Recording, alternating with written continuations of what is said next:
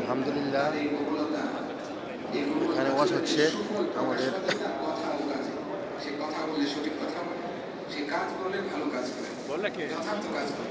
সুবহানাল্লাহ।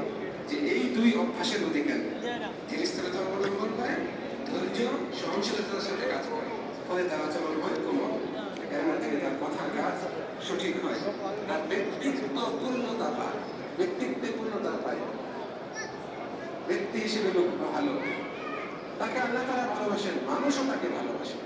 এই জন্য যারা নম্রভাষী হয়, কোমল আচরণকারী হয়, তাকে সবাই ভালোবাসে, তার সাথে সদাচরণ করে, এবং সেও আল্লাহর হক আদায়ে আল্লাহর হকগুলোকে ভালোবাসে, ফলে সে একনিষ্ঠতার সাথে ইবাদত করে, সে মানুষকে ভালোবাসে, কোমল আচরণের অধিকারী, সে মানুষকে ভালোবাসে।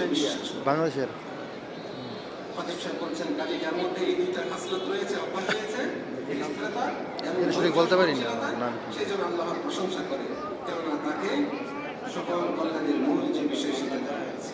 যার মধ্যে এই অভ্যাস নেই, সে যেন আল্লাহর কাছে দোয়া করে, এই অভ্যাস যেন তার মধ্যে আসে, আল্লাহর কাছে দোয়া করে, এবং শয়তান এবং নিজের নফসের প্রবৃত্তি থেকে বিরত থেকে এই অভ্যাস গড়ে তোলার চেষ্টা করে।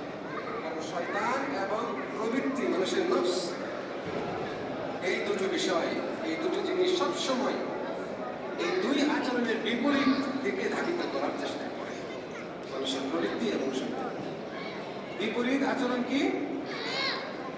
একটা হচ্ছে গজব, রাগ, আরেকটা হচ্ছে তারা,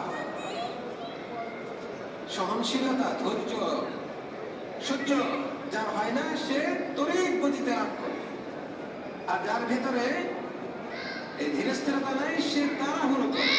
এই তাড়াহুড়ো এবং রাগ, হঠাৎ রাগ করা, আচমকা রাগ করা, দ্রুত গতিতে রাগান্বিত হয়ে যাওয়া, এটার দিকে উদ্বুদ্ধ করে শয়তান এবং